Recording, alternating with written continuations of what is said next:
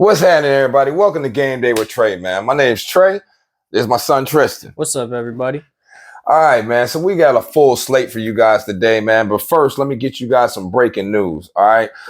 Just now, okay, it was announced that Aaron Rodgers hurt himself today at practice. Okay. Now, it was a calf injury. And around the same time, Alan Lazard, the wide receiver who came with him from Green Bay, he also left the field accompanied by doctors and medical staff. Now, I mean, I'm not a Jet fan. Okay. I'm a Buccaneer fan, but I love football. All right. And it would be nice to see the Jets actually do something and actually come around and be relevant. All right. But let's be honest about this. We are talking about the AFC. We're talking about a quarterback that's about 39 years old this season. Okay. We're talking about a quarterback that's being introduced to a new system. And we're also talking about a quarterback who, throughout his whole career, has been against playing and practicing in OTAs, is actually at the OTAs, which says a lot.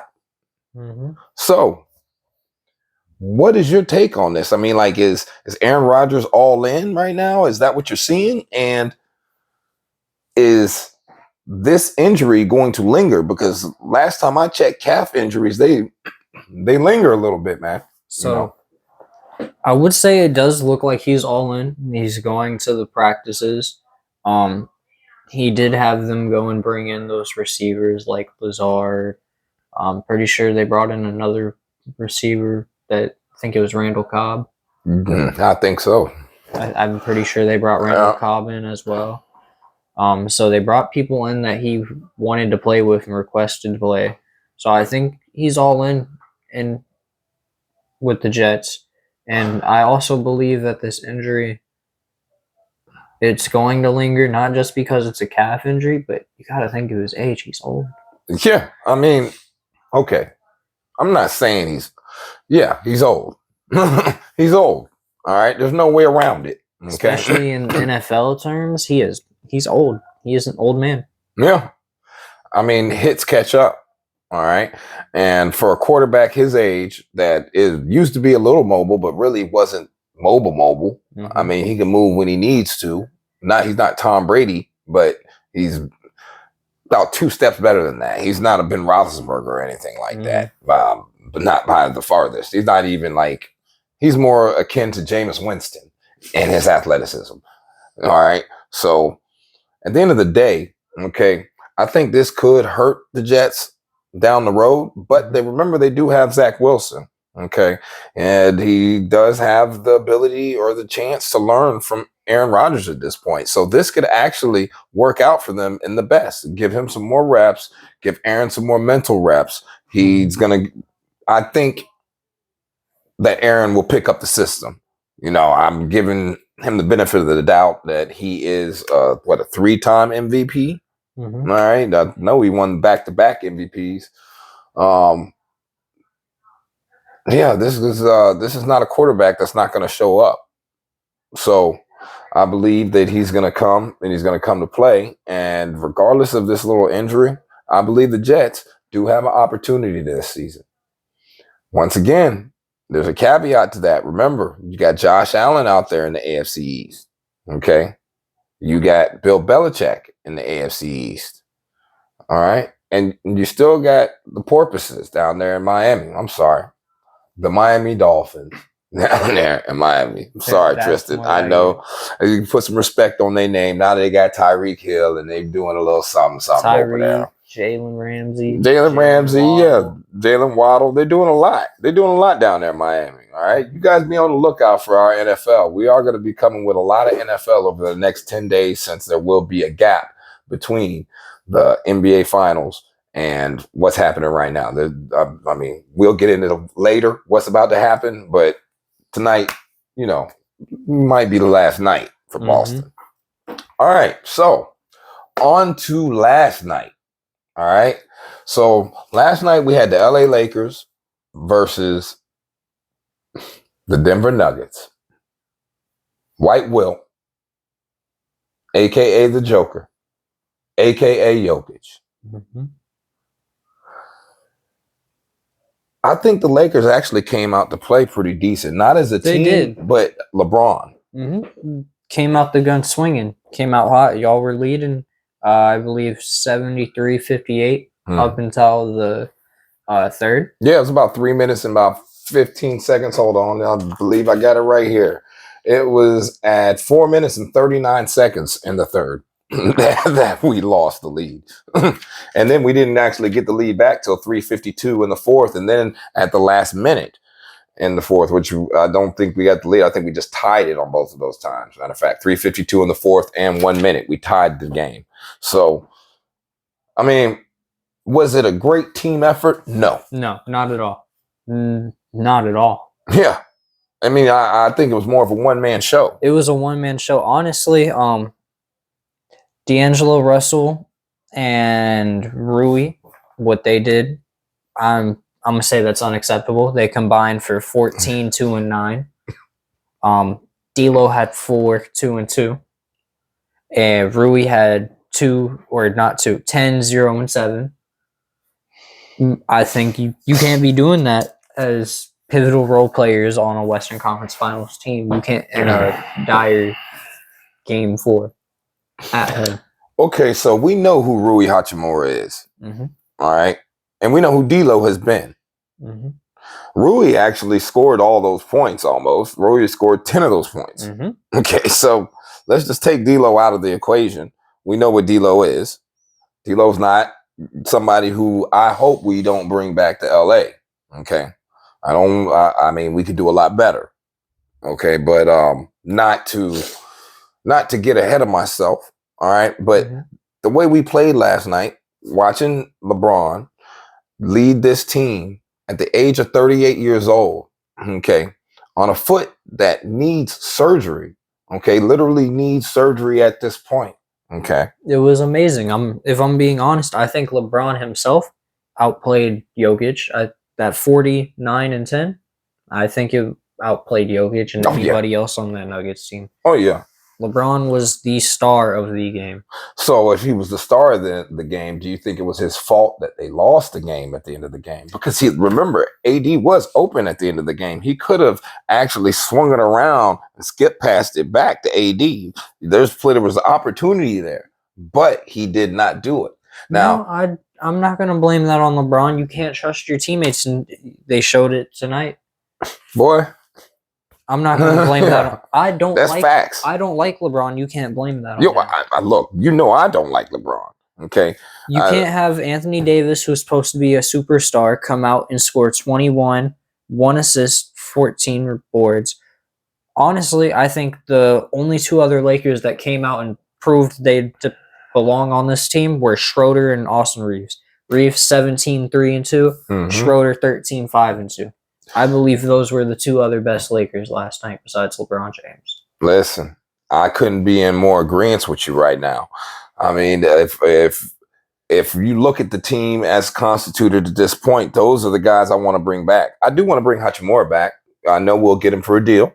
So let's bring Rui back. Okay, Japanese Jordan. Let's see what he can do next season. All right. But at the same time, we do need to build. There's a few things that need to get added. We are missing pieces. Now that we have covered the game, okay. One more thing I would like to talk about. That 16-point third quarter. That's unacceptable. You guys scored 16 in the third. Denver scored 36. That is unacceptable to give up that many if you're not going to score at all. Yeah. I mean, in the third quarter is when we gave up our lead completely. Okay. And to be honest with you, that's when the rest of the team surrendered. In the beginning of the game, the whole team came out with a fire. I believe that intensity was something brought on by LeBron and how LeBron was so focused for that game. All right. But at the same time, as the game wore on, okay, remember LeBron in the first quarter, okay, he came out and he gave us 21. In the second quarter, he gave us another 9 points. In the third quarter, fourth quarter, combined a total 10 points. But at the I can't blame that on LeBron. He's old.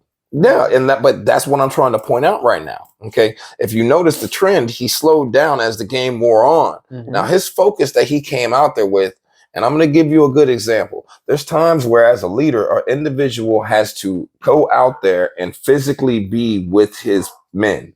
All right, meaning lead from the front, and that's what LeBron did. LeBron went out there. He was doing his best to lead from the front, and he ran out of gas. Now that's going to happen as a leader, especially when your people don't step up in their moments. There was plenty of opportunities in that third quarter for people to step up and do what needed to be done. I did like that block that AD had in the third quarter. That was a momentum grabber. But what else defense did you play? What else did you do out there? None. All right, because Jokic was dogging you up and down the court. All right, we're keep getting caught in this pick and roll. Jamal Murray, Michael Porter in the corner. There were so many different things that were happening to us last night. Okay, that as a team we were not playing the team defense that is needed to be qualified to be in the NBA Finals. The one thing the Lakers did better last night than the Denver Nuggets was get the ball into the paint. You guys had 62 points in the paint compared to Denver's 48. But About time. That was it. Well, hold up, now we tied them in luck shots too. Remember, LeBron, he tried to throw an alley-oop to Rui and actually made it. Yeah. Okay, and then Jokic comes down and he throws the Larry Bird behind the net back throw three. Okay, like we tied them on that one. Okay, so you gotta give us some credit for that. Those are shots. Y'all lost in rebounding. Only 2 less, but they still had more rebounds. 5 more assists Denver had. They had 5 more blocks. Y'all beat them in steals, and they did have more turnovers, but they beat you in rebounding, assists, and blocks. Well, at the end of the day, okay, we're talking about a young team. Okay, Denver is actually still in their prime. We're looking at a AD, also known as EKG, all right, and the heartbeat was down last night, that is 30 years old and was playing like he was 38. And we had a LeBron James out there who was 38 years old and was playing like he was 30 again. All right, so am I mad that he took the shot at the end of the game? No. No reason to pass the ball to AD at this point. Okay, as far as I'm concerned, it's time to go ahead and trade him. I hope they do. Get something back, and we can see what we can do next season. But yeah, I'm not bringing back anybody else besides Reeves, Hachimura, and Vando. Jared Vanderbilt's coming back. I don't need D'Lo. And I could possibly use Schroeder if he is willing to accept the kind of deal that I'm going to offer him. Remember, we did offer him like $80 million the other year, like 2 years ago. I know, and he turned it down and ended up with like 30. I think he went to Boston. Yeah, and ended up with like 30 million. And ended up back with y'all. So, a lot of things are going to unfold over the next few weeks and the next few days. So please be on the lookout. We will have updates. Now, on to the next one, man. What exactly is going on in the head of Marcus Smart and Jaylen Brown? Don't let them get one. You mean don't let us get one. Don't let us get one. That's what you mean? Is that the type of intensity you're talking about they were bringing? Because that's what they have going on in their head for this game. But doesn't even matter. Do you think it's a good idea to poke the bear? Does it even matter at this point? You're down 3-0. Yeah, it matters. I mean, you can fight back and put some pride into it. You not get swept. Okay. It doesn't matter if you get swept. It really doesn't. At this point, I don't think it does. Okay, so because you're down 3-0, you're not coming back. So I'm gonna pause and ask you a question. All right. we're going to revert back to the previous series that we were just talking about. So are you saying that you don't think that it was worth LeBron expending the energy that he expended to try to win that fourth game and put that energy out there, regardless of the fact that they didn't show up with him? So here's the difference between LeBron and Boston. Okay, give it to me. LeBron himself has his legacy. These Celtics players right now, what legacy do they really have? Getting swept in the Eastern Conference Finals isn't going to hurt them. They just lost to the Warriors in the finals last year. That hurts them more. Yes. LeBron getting swept in the Eastern Conference Finals, I feel like that definitely hurts his legacy more. He's supposed to be the king. Yeah. He's supposed to be the dude that people debate is the GOAT. No. And he's getting swept in the Eastern Conference Finals. I mean Western Conference. Western Conference. I know what you mean, though. Getting swept in the conference finals. I mean, look, he's getting swept in the conference finals by a young team, a demotivated AD, all right, and basically a throw together hodgepodge of players. We put this team together. We started the season, guys. Started the season 2-13 or 2-12, something like that. 2-12 or 2-13.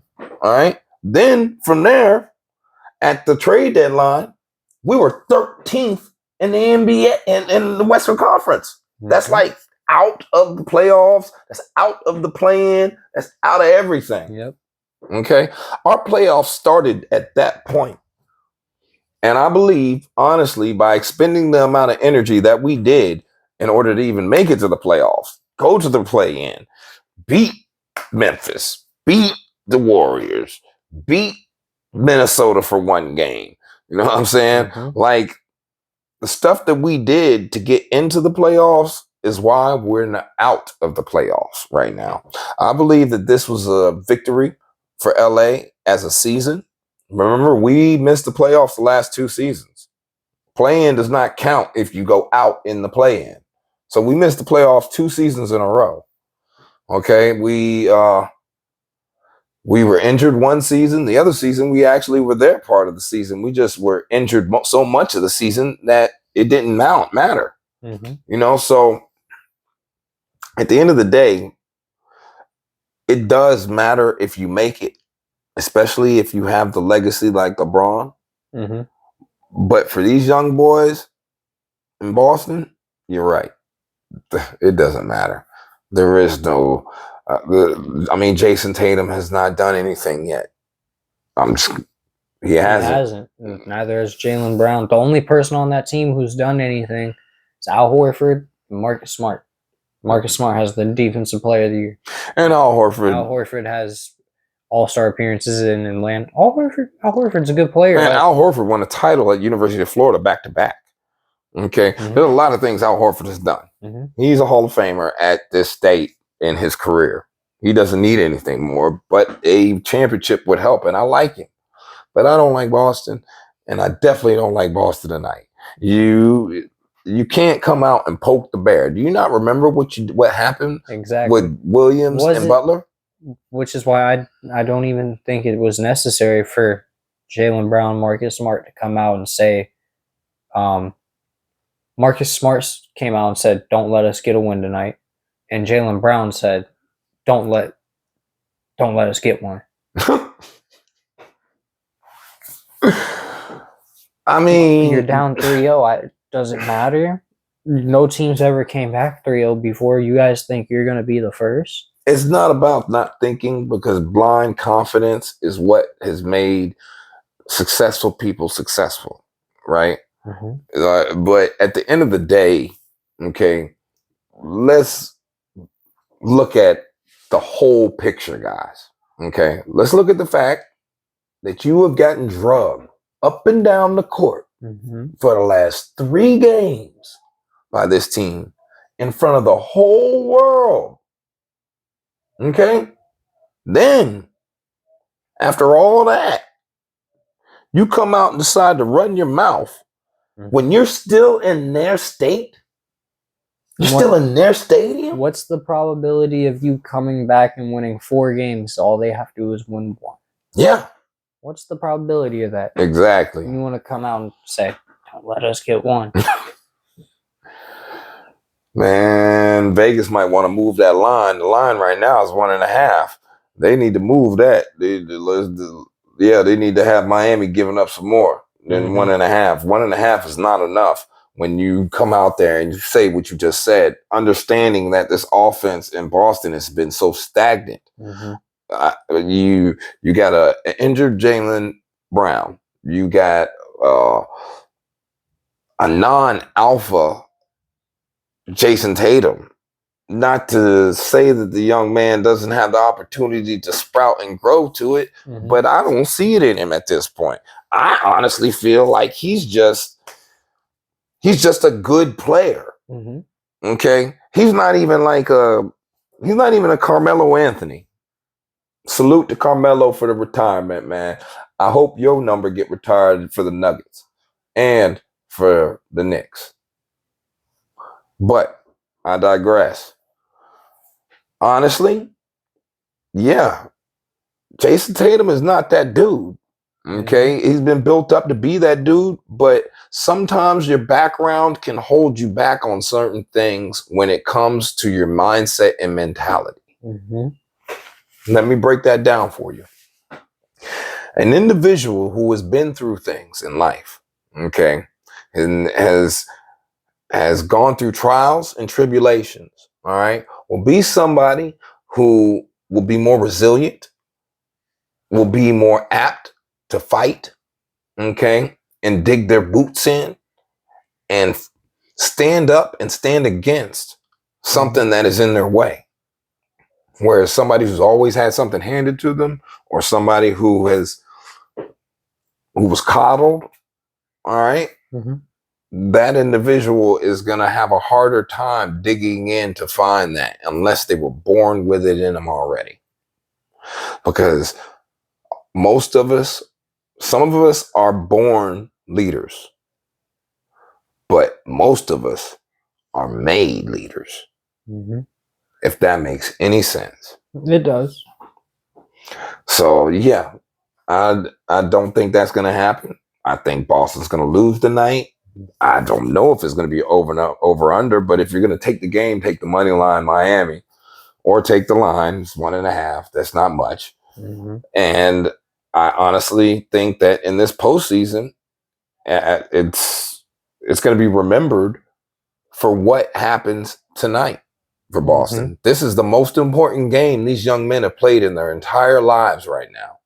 And they just poked Jimmy Buckets and Bam Adebayo in their own stadium when they are white hot. I mean, I'm going to have to give it to the Heat tonight. Close out the series. Go to the finals. Yes. Face Denver. Well, I have to concur on that one. And I'm going to give you a bonus.